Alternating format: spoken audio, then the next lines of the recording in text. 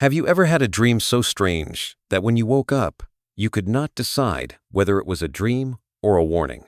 Let me tell you a story that began just like that. At that time, a boy named Carl was only 11 or 12 years old. One night, while the small village outside Basel slept peacefully, he lay in bed and suddenly saw a terrifying vision. Golden waves, like massive walls, rose from the distance, crashing onto the land, sweeping everything away. In the waves were human figures, thousands upon thousands, swallowed by the water. He saw the ground split apart, fragments shattering like glass. And then a voice spoke inside his head, clearer than anything he had ever heard. Look, it is completely real, and it will come. Do not doubt this. Carl jumped up, his heart pounding. But then everything vanished, leaving behind a cold emptiness. He dared not tell anyone. How could he? To say he had heard a voice in his head, that he had seen thousands of people die, would be no different than declaring himself insane. 2 weeks later, the vision returned. This time it was fiercer, more vivid, with no boundary left between dream and reality. Carl trembled with fear, convinced that some terrible illness was consuming his mind. He began to fear himself. It is hard to describe that feeling, like being trapped in a room with no door, where the only light comes from ghosts inside your head. Carl grew up in a pastor's family, where everything was measured by moral and religious standards. His parents never spoke of strange things. The world was divided in two, either solid reality or useless imagination. So where did what he experienced belong? That fear clung to him for many years. By day, Carl studied like other children. But when night fell, another world opened. Dreams, violent images, sudden dizzy spells made it impossible to believe they were only the creations of imagination. One night he dreamed the sun exploded and blood rained down from the sky. Another time he stood in a field, watching thousands of shadow-like figures walk past, faces without names or ages, eyes filled with unbearable despair. For a child, it felt like a cóisce. Carl began to hide himself. He told no friends, no parents. He even asked himself, maybe I truly am losing my mind? That was the first darkness he had to face. And as anyone who has been there knows, the darkness inside the mind is far more frightening than any nightmare in the real world. Then war came. In 1914, the first shots thundered across Europe. Armies marched, fire and smoke spread. Millions died. The scenes were exactly what Carl had seen years earlier. At that moment, a truth rose up. He was not insane. Those dreams were not meaningless fantasies. They were signs. But signs of what? Carl began to ask. If what I saw was not just illusion, then where did it come from? Could it be from a deeper layer of the mind, a place where all of us are connected? This was when he touched what he later called the collective unconscious. Instead of avoiding it, he began to listen. He listened to dreams, fleeting images, strange coincidences in daily life. For Carl, each dream was not just the play of the brain, but a mirror reflecting a hidden part of reality. Do you notice? Sometimes an event happens so precisely timed that you cannot ignore it. As if the universe whispers, pay attention, this is not random. I remember Jung once said, since childhood, I was always searching for something that connected the distant past with the present moment. And one day, I was astonished to realize it was alchemy. At first, the words sound far away, but if you look closer, you see they reflect a simple truth. There are invisible threads connecting every moment, every dream, every memory. And sometimes, those threads tighten into a single image, a vision that foreshadows the future. In his early years, the fear of madness was the darkness that surrounded Carl. But that very darkness became the doorway that opened to a journey unlike any other. A journey to understand why seemingly meaningless events carry a deeper significance, arranged in an order we cannot see with the eyes. That was the first step, trembling but irreversible. For once you realize that your dream can come alive out there in the world, you can never see life in the same way again. When Jung looked back on those years, he admitted, people have never speculated as much as they do about the things they do not understand. He knew that feeling well, for he had been that child, afraid, thinking he was going mad because of what he could not explain. But from within that not knowing, a search began, a search that millions still follow today. Seeking the meaning behind what seems like coincidence, seeking truth in the shadows of the mind. And that was only the beginning, because one question remained unanswered. If those dreams came from a deeper place, then what is that place? And why does it know the future? Carl Jung did not yet have the answer, but he knew one thing for certain. He could not continue to live as if those experiences did not exist. The path had opened, and he would walk it. Carl grew up in a small village in Switzerland, where the church stood at the center, and the bells rang every morning like the steady heartbeat of the community. His father was a pastor, a gentle and learned man, yet haunted by theological questions that never found an answer. His mother was different, strict yet mysterious, at times falling into strange silences that the boy could not understand. The house Carl lived in, therefore, always carried two opposing currents. On one side, the solemn light of the Bible. On the other, the heavy shadow of unspoken things. Carl often sat in the living room while his father preached about God and salvation. Yet to him, at times his father looked like a man lost within his own faith. Carl sensed the cracks in his words, the gaps that even prayer could not fill. One afternoon he remembered clearly.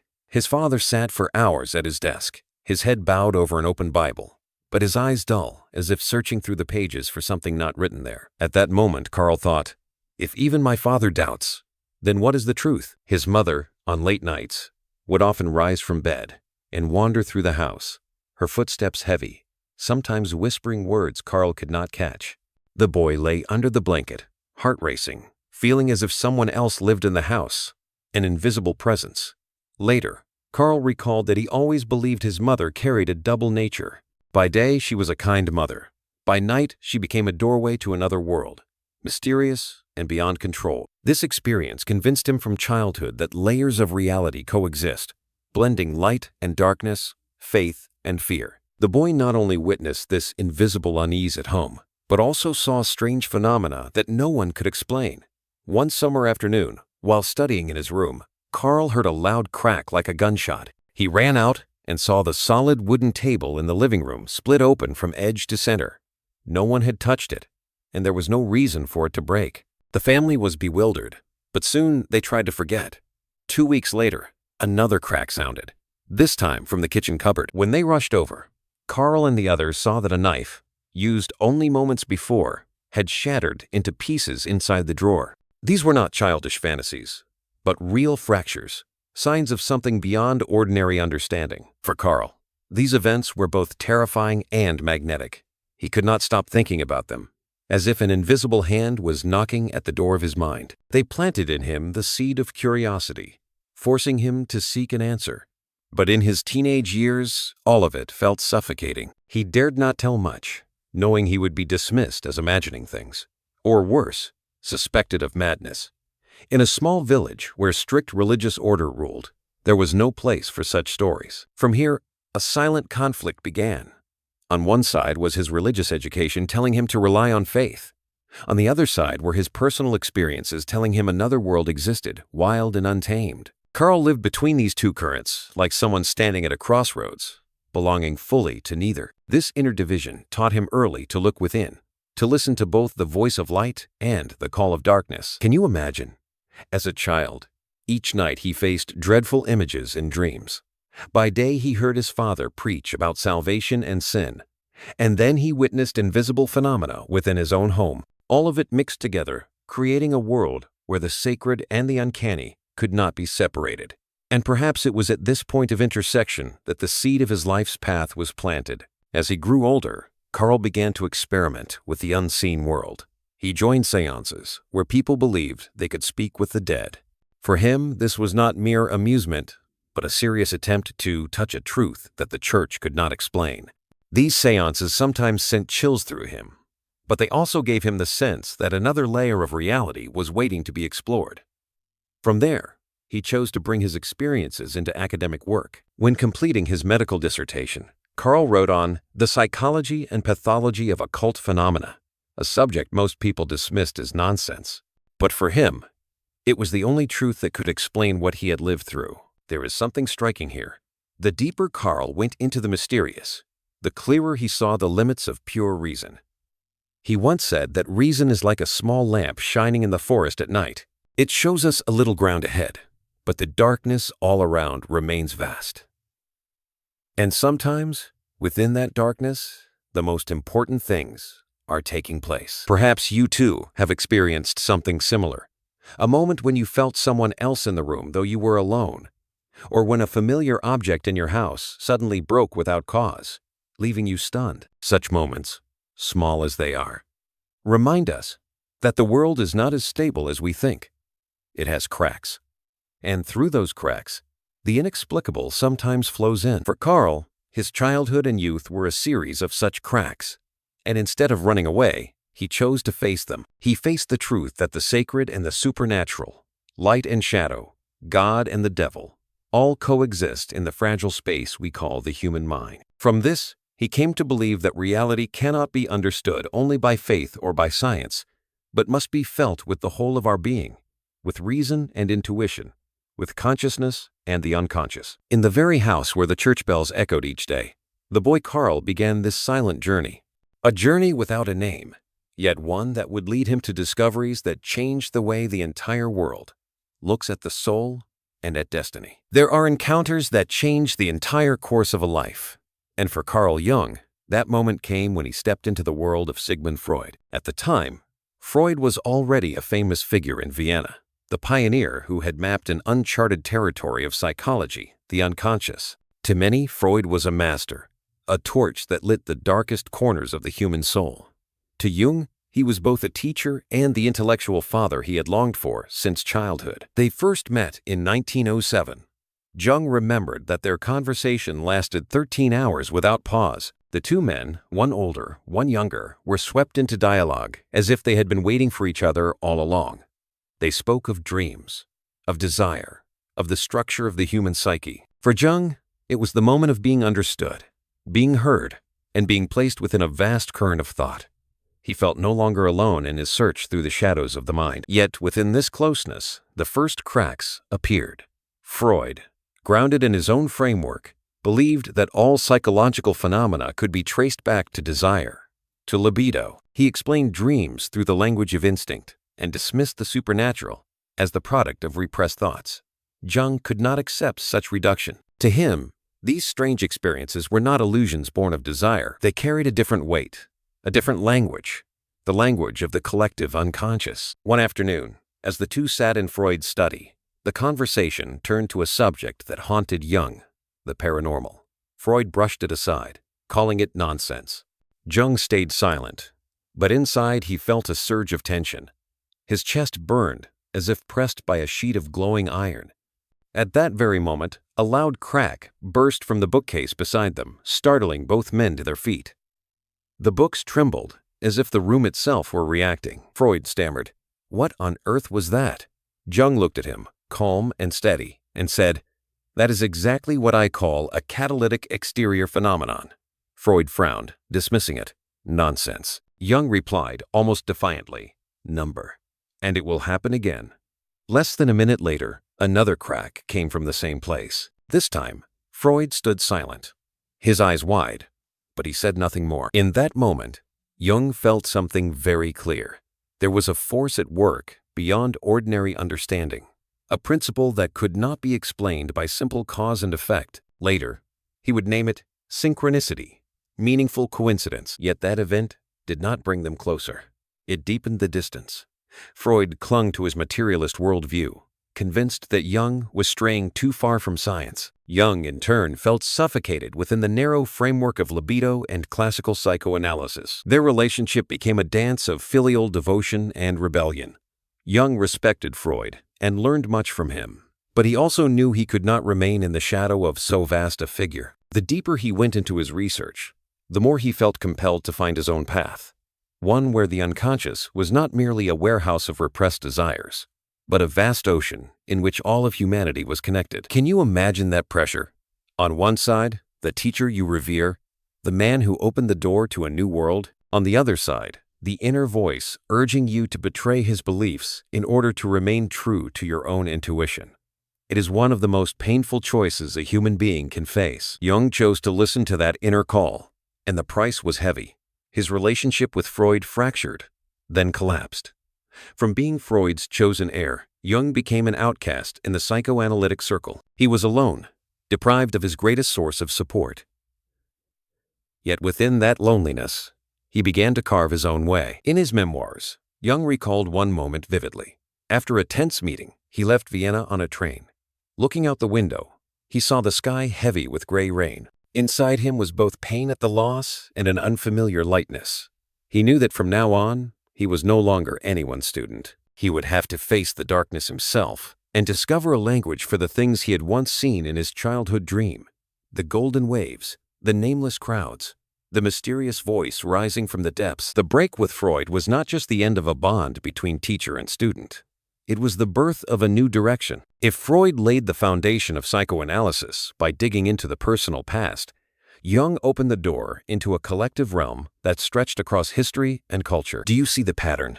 Sometimes, the very relationships that seem destined exist only to drive us to a point of separation, where we are forced to walk alone, and only in that solitude does our true path reveal itself. For Jung, Freud was the first flame, but not the only one. From the ashes of that parting, he lit his own torch, guiding him toward discoveries that transcended both science and religion. And at the end of that path, he would arrive at an idea that forever changed the way we see the world: synchronicity, the mysterious principle linking inner life and the outer world. But to reach it, he would have to pass through many more doors, including one that took the shape of a circle, perfect and symmetrical, holding an ancient secret from the East. There are moments when a book comes into your hands not by chance, but as if it were sent to you at the very moment you needed it most. For Jung, that happened in 1928, when he received a gift from Richard Wilhelm, the famous German sinologist. It was the translation of The Secret of the Golden Flower, an ancient Chinese text on spiritual alchemy and meditation. As he opened the first pages, Jung felt his heart tremble. In the book, the Eastern masters spoke of returning to the center, of finding harmony between opposites in order to reach wholeness. What struck Jung was not only the idea, but the image itself. A mandala, the sacred circle with symmetrical patterns, a symbol of eternal unity. By coincidence, during this very time, Jung was drawing circular, spiral images in his red book, each with a central point. He had no idea why he was compelled to draw them. And now, when he encountered the Eastern mandala, he was stunned to realize that two streams, one arising deep within him and one from a civilization half a world away, were meeting in the same symbol. He wrote in his journal, "When I painted this picture showing a golden fortress, Wilhelm in Frankfurt sent me a 1,000-year-old text describing the golden castle, the seat of the immortal body." To Jung, this was not coincidence. This was synchronicity, the meeting of inner life and outer world, where meaning bursts forth. The mandala became the key for him to understand the concept of the self, the center of personality where the fragments of consciousness and the unconscious are united. In those circles, he saw that a human being is not just an isolated individual, but a microcosm of the universe, as if within each of us lies a hidden map, and the mandala is the way to see it. Jung recalled the years of turmoil after his break with Freud. It was a time of crisis, when violent dreams and strange images surged from his unconscious. He was afraid, at times believing he might collapse. But in the middle of the storm, the mandala appeared. He began drawing them every day, like a ritual, a way to keep himself from falling apart. Gradually, he realized the mandala was not just a drawing. It was a timeless principle of the psyche, the principle that brings chaos back into order. Can you imagine such a feeling? When everything in your life has shattered, when your mind feels like a mirror broken on the floor, and then suddenly you find a perfect circle, like an embrace gathering all the pieces into one whole image. That was Jung's experience with the mandala. What fascinated him even more was that the mandala was not limited to his own life. Jung saw it everywhere, in Tibetan Buddhist art, in Gothic cathedral architecture, in Celtic circles, even in the dreams of his Western patients. All pointed to the same truth, the longing to return to wholeness, to rediscover the lost center. And here, Jung crossed into new territory. If Freud had seen the unconscious as a storage of repressed memories, Jung now saw it as a creative matrix, a source of images, symbols, and even guidance for the spiritual journey. The mandala was proof that the unconscious does not only contain the debris of the conscious mind, it also holds the seeds of healing. He wrote, "The unconscious is the foundation of consciousness, a creative substance capable of acting independently." For Jung, this reversed the entire order familiar to the Western mind. It was not consciousness that ruled absolutely, but the unconscious that was the root. while consciousness was only the branch. Do you see how bold this is? If so, then the image we hold of ourselves, the I we think we control, is only a fragment, a small island above the surface of a vast sea. Most of who we are lies beneath, in the shadows, in secret circles we do not create, yet which shape us every day. With this realization, Jung turned to the study of alchemy, not as ancient magic, but as spiritual metaphor. He saw that the journey of the alchemist, turning base metal into gold, was the same as the inner journey of the human being, transforming chaos and fragmentation into unity and wholeness. And the mandala was the visible image of this process. The more he studied, the more he saw that East and West, science and mysticism, reason and imagination, were not opposites to be chosen between, but two sides of the same coin. The real task was not to separate them, but to find the center that could hold them in balance. Have you ever watched a circle spinning? It has no beginning and no end. It simply turns around a still center. That is the image of the mind when it finds balance. And in that moment, you are no longer torn apart by contradictions, but united within yourself. Jung knew he had touched something greater than his own life, and to describe it, he needed a new word. He called it the self, the whole, the center, what religions have called by many names, God, the Tao, the Atman. But for Jung, it was not far away. It was within us, hidden in dreams, in symbols, in the circles we draw unconsciously when our soul is in turmoil. From that moment on, Jung was no longer just a psychiatrist working in a clinic. He became a spiritual traveler, moving between East and West, between science and mysticism, carrying the conviction that there is a common principle, a hidden order, and that each person can find it if they dare to look within. And from the mandala, he would gradually move toward another concept, larger and more encompassing, synchronicity. Because if an image from the unconscious can appear at the same time in a 1,000-year-old Eastern text and in the drawings of a Swiss doctor, then surely there is an invisible stream that connects everything. There came a moment when Jung knew he had gone too far to turn back. He had broken away from Freud, stepped out of the shadow of his teacher, and now he had to find a language for the things he felt. In those years, he worked in solitude, drawing, writing, analyzing his own dreams. And from the midst of that inner chaos, a concept slowly took shape: synchronicity. Synchronicity did not emerge as a conventional scientific theory. It came from direct experience, from events that even Jung himself admitted could not be explained by chains of cause and effect. One of the most famous stories happened in his consulting room. Jung was treating a female patient, an intellectual, highly rational, skeptical of anything that could not be measured. Session after session, she resisted, dismissing everything Jung said about the unconscious and deeper symbols. Then, one day, she shared a dream. In it, she received a precious gift, a golden scarab. As Jung listened, a gentle tapping came at the window. He turned and saw a golden-green beetle beating its wings, trying to enter. Jung opened the window, caught the insect, and handed it to the woman, saying, "Here is the beetle from your dream." That moment shattered her hardened shell of reason. She was stunned, and for the first time she believed there were things beyond the control of logical thought. For Jung, too, this was not mere accident. It was a meaningful event, a bridge between dream and reality, between inner life and the outer world. And this very coincidence became the catalyst for change in therapy. Jung began to call such events meaningful coincidences. In time, he found the right name: synchronicity. Not coincidence, a random occurrence, but a form of invisible connection where two or more events happen together, without causal relation, yet filled with significance for the one who experiences them. You may have met synchronicity in your own life without naming it, like when you think of an old friend and they suddenly call you, or when you face a difficult decision and a sign appears, a billboard, a passing phrase, a book that falls into your hands, as if the universe were sending a message. To others, it is only chance. To you, it carries meaning, almost like guidance. For Jung, synchronicity was a bridge between the psyche and the material world. It showed that our consciousness does not exist in isolation, but is tied to a greater order. As he reflected on these events, he remembered his own childhood, the mysterious explosions in his house, the dreams of war before the First World War began. All were pieces of the same picture: signs of a principle that lies beyond ordinary cause and effect. Jung once said, "Causality explains nothing. Synchronicity explains meaning."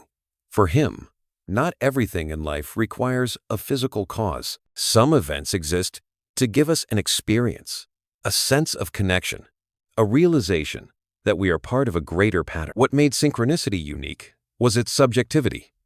An event might mean nothing to one person, yet carry profound significance for another. Jung understood that meaning does not reside in the event itself, but in the relationship between the event and the mind that experiences it.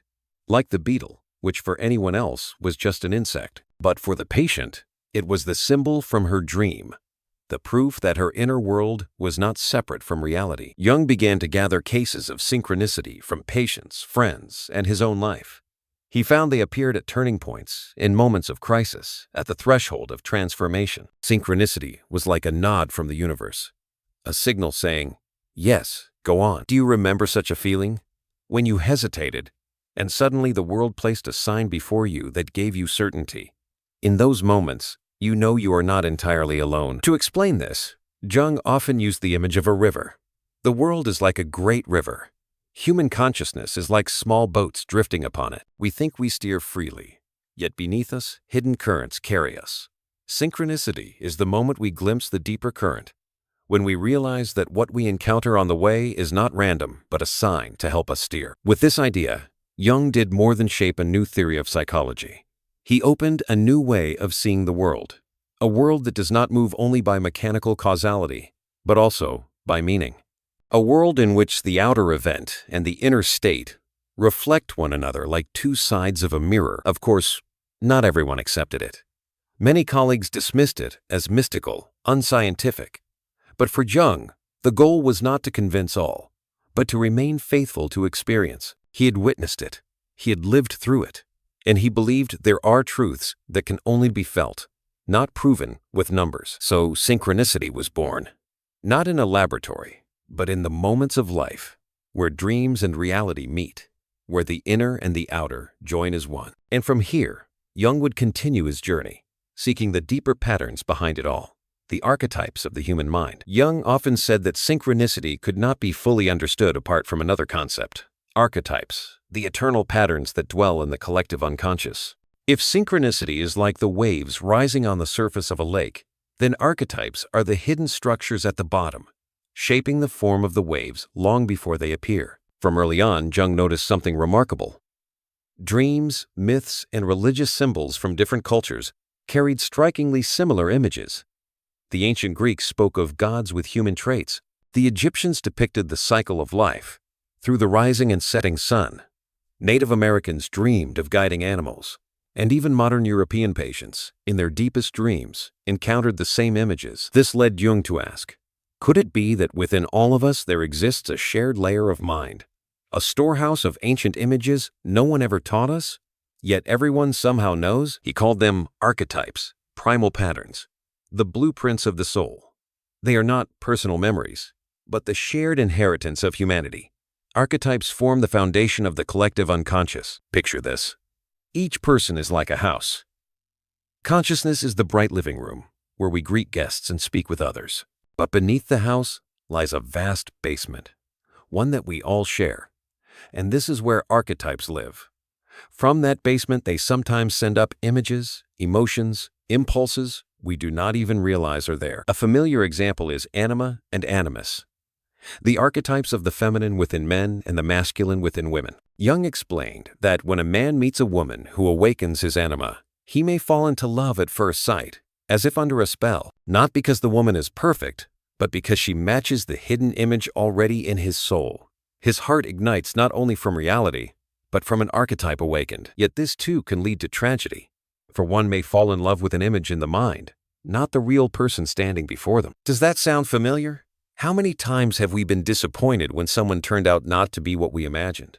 And only then do we realize that it was the archetype that placed a veil over our eyes. Archetypes shape not only love, but also dreams and synchronicity. When an archetype is stirred, it does not only move the inner world, it seems to ripple through the outer world as well. Someone living in the archetype of the wanderer may keep encountering signs, urging them to leave, chance meetings with travelers, or a book about journeys falling into their hand. For Jung, such events were not accidents, but synchronicities, traces of the archetype at work. This explains why synchronicity often appears at life's turning points. When a powerful archetype awakens, it shows itself not only in dreams but in reality, carrying meaningful events along with it, as if the world outside and the world within are singing the same song. Jung often used the image of a circle to describe this. Archetypes are like points on a circle, and when they are activated, your life turns to that position. The events you encounter are no longer random, but links in a larger pattern. Synchronicity is the moment you realize that pattern. Have you ever lived through something that, looking back, felt as though it had been arranged for you, as if the pieces were already waiting, and you only had to step in to complete the picture? That is the voice of the archetype speaking. Jung also saw that archetypes do not belong only to individuals. They move through entire societies, creating collective myths. When a people fall into crisis, the archetype of the savior often arises. In religion, in politics, in culture, societies begin to dream of a hero who can deliver them. And sometimes, that dream draws a real person to step into the role of hero, whether they are worthy of it or not. The modern world may seem far removed from myth, yet archetypes still lead us. Superhero movies, romantic tales, adventure novels, all are new versions of ancient archetypes. And not only in popular culture, but in private life. When you dream of being lost in a forest, it may be the archetype of the journey to find the self. When you dream of a wise old man, it may be the archetype of the guiding teacher. For Jung, synchronicity proved that archetypes are not only in our minds, but also connected to the physical world.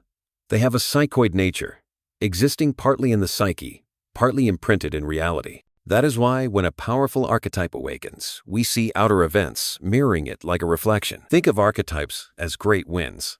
You cannot see them directly, but you see the trees shake and the waves rise. Synchronicity is when that wind moves both inside and outside at once, aligning dreams and real events, like two pieces of a puzzle. This raises a deeper question. Perhaps the outer world is not truly separate from our minds. Perhaps there is a common ground where psyche and matter meet. Jung believed there was. He called it Unus Mundus, the one world. But to understand Unus Mundus, we must go further still, beyond archetypes and synchronicity, to glimpse the whole. Jung once said that if archetypes are the patterns shaping the mind, then there is something even greater and deeper, a place where all divisions between inner and outer, between human and universe, between consciousness and matter dissolve. He called it Unus Mundus, the one unified world. This idea was not Jung's invention. It came from medieval alchemy, where alchemists believed that all things arose from a single essence. Trees, stars, drops of water, human beings, all were variations of the same origin. Alchemy called it prima materia, the primal substance. For Jung, this was the foundation that allowed synchronicity to exist. Imagine yourself standing at the shore, watching the waves. Each wave seems separate, yet all are expressions of the same ocean. Your consciousness and the events of the outer world are like these waves, distinct at the surface, but beneath, they belong to the same sea. That is Unus Mundus. Jung saw echoes of Unus Mundus in ancient traditions. The Chinese called it the Tao, where yin and yang, light and dark, strong and weak, are not enemies, but complements. Hinduism called it Atman, the individual soul, identical to Brahman, the universal soul. Christianity expressed it differently. It is no longer I who live, but it lives in me. He realized that every culture had its own expression, but all pointed to the same truth, that there is one reality, whole and indivisible. When people touch this reality, they feel complete, no longer separate from the world. In his mandala drawings, Jung often saw circles containing opposites, sun and moon, water and fire, male and female. He understood that the goal was not to erase the opposites, but to hold them within one circle. This was the Mysterium Conjunctionis, the mystery of union. And Unus Mundus was the larger canvas on which this union appeared. Have you ever had a moment when the world suddenly felt in harmony with you? Perhaps walking through a forest, sunlight filtering through the leaves, and you felt the trees breathing with you. Or sitting by the sea, your breath rising and falling with the rhythm of the waves. In those moments you are no longer just an individual, but part of the whole. That is touching Unus Mundus, even if only for a fleeting second. Jung believed that synchronicity is the doorway into Unus Mundus. For when an outer event mirrors your inner state, the world appears as a mirror, showing you that both were never separate. It is not just coincidence, but a moment when you and the universe speak the same language. This led Jung to a bold insight. The psychological process he called individuation was, in truth, the journey back to Unus Mundus, not becoming a separate self, but becoming fully yourself, while remaining connected to the whole, like a drop of water, realizing it is both a drop and the ocean. He expressed this through the mandala, the circle revolving around a center. Each human life moves around it, sometimes far away, sometimes lost, but the true journey is to return to the center. And in finding that center, we discover our connection to the universe itself. Jung did not reject science. On the contrary, he noticed strange resonances between his ideas and modern discoveries. In quantum physics, the atom was no longer a solid particle, but something that exists and does not exist at the same time, depending on how it is observed. For Jung, this was like confirmation. Consciousness and reality are not separate. They meet in a unified field, a unus mundus that science and philosophy are only beginning to glimpse. He often reminded his students, there is no linear evolution of the self, only a circling around the center. At first, this sounds abstract, but think about the cycles of your own life. We believe we are moving forward, yet we circle back to the same lessons again and again until we learn to see the center. And when we find that center, all our circles turn into a harmonious dance. Unus Mundus is not only a philosophical idea, it is an experience anyone can touch. In meditation, in deep dreams, in art, in love, or simply when a strange coincidence makes us shiver. All are cracks through which the unified reality shines. But Jung also warned that modern humanity has forgotten this connection. We live as if separated, as if the world outside were only dead matter and the mind a closed box. This division breeds crisis. For when we forget Unus Mundus, we forget the unity between ourselves and the universe, between the small self and the whole. And in that forgetting, darkness takes hold. Jung once said clearly, the greatest threat to humanity does not come from natural disasters or weapons, but from the soul that has not been understood. For when we live cut off from the center, from Unus Mundus, our inner conflicts erupt into violence in the outer world. And the opposite is also true. When one person finds unity within, the world around them begins to reflect that harmony. At the deepest level, synchronicity and archetypes are simply doors leading to the same place, Unus Mundus. There is no boundary between dream and reality, between conscious and unconscious, between me and you. All is one. And what matters most is not understanding it with reason, but experiencing it with life itself. Jung left us not only theories, but a reminder. Find your center. Pay attention to synchronicities in your life. Recognize the archetypes that guide you. For all of these are traces of a greater truth, that you are never separate from the universe. You are part of Unus Mundus. Jung often said that his concepts were not meant to be locked in books, but to be lived with, to be felt in the everyday. Synchronicity does not only occur in the consulting room or in dreams, but in every step of life, like quiet signals from the universe. He told of a young patient, a man who lived rigidly in reason, always convinced he was in control of everything. He was about to be married, yet carried a hidden fear that marriage would become a prison. One day, Jung opened the I Ching with him. The oracle that appeared read, "The maiden is powerful. One should not marry such a maiden." Both Jung and the patient were stunned. In that moment, the man realized his fear was not unfounded. Synchronicity had revealed the truth that reason alone would not admit. Experiences like these led Jung to insist that synchronicity is not a curiosity, but a principle at work. It appears when we are at a crossroads, when an archetype inside us rises and seeks expression. At such times, the outer world becomes a mirror, reflecting the inner state. He even classified its forms. There are synchronicities of warning, appearing before great upheavals, like his own dream of golden waves before the war. There are synchronicities of confirmation, the universe's nod that we are on the right path. There are prophetic ones, offering glimpses of the future. Others bring realization, where what we have long carried within suddenly takes shape outside. And still others, open doors, placing us at the right place and time to meet someone, to find a job, to step into a turning point we would have missed if we had been even a moment late. It may sound mystical, but Jung reminded us it is not magic in the usual sense. It is proof that we are not separate from the greater flow. When we live with awareness, we begin to notice these signals. When we rush blindly in habit and distraction, we miss them. Have you ever had such a moment? When you were uncertain, and a stranger's passing words woke you up. When you hesitated, and a song on the radio spoke directly to your heart. To others, it was nothing. To you, it was confirmation. A piece falling perfectly into place. Jung believed synchronicity is the language through which the universe speaks to us. It is not the language of logic, but of symbols, images, meaningful coincidences. And like any language, it asks that we learn how to listen. He warned that modern people have lost this ability. We live in a world of machines, data, speed. We believe everything can be measured, analyzed, predicted. But this very belief in absolute control makes us blind to the part of reality that will not be conquered. And in forgetting it, we make ourselves blind to the signs the universe sends. In one interview, Jung said, "The world hangs by a thin thread, and that thread is the human soul. We are our own greatest danger." These were not words for effect. He truly believed that if humanity failed to understand the psyche, civilization itself could collapse.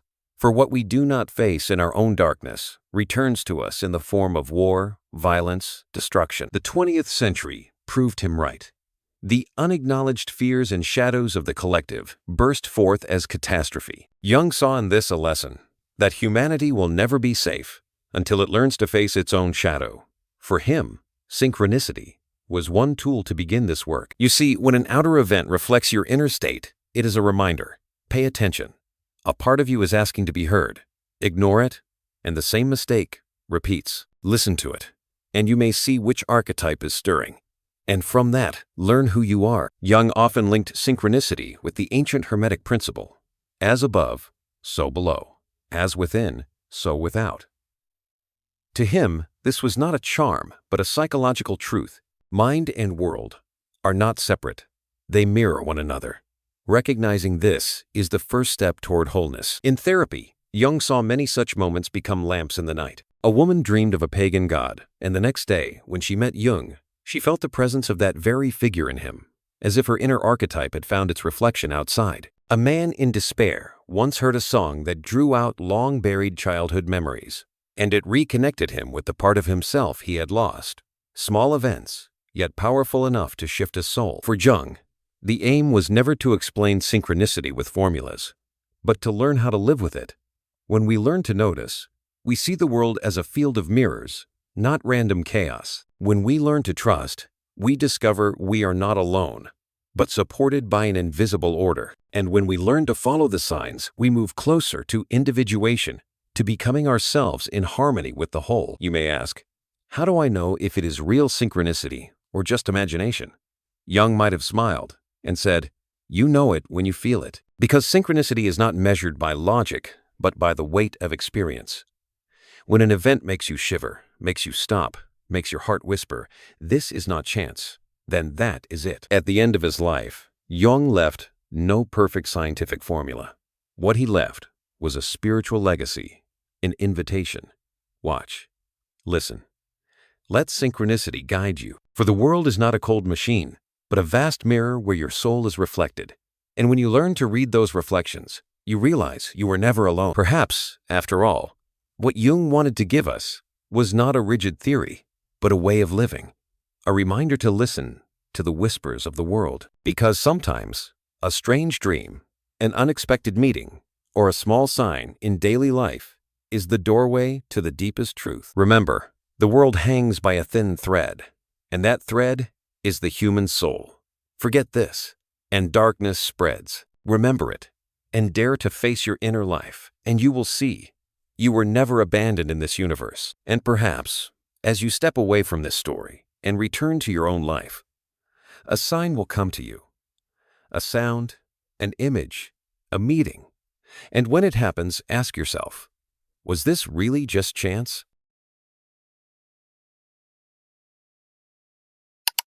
Thank you for staying with me until the very end of this story. If this message touched your heart, Please give it a like, subscribe to the channel, and turn on the notification bell so you'll never miss the next journey we take together. Your support means the world to me.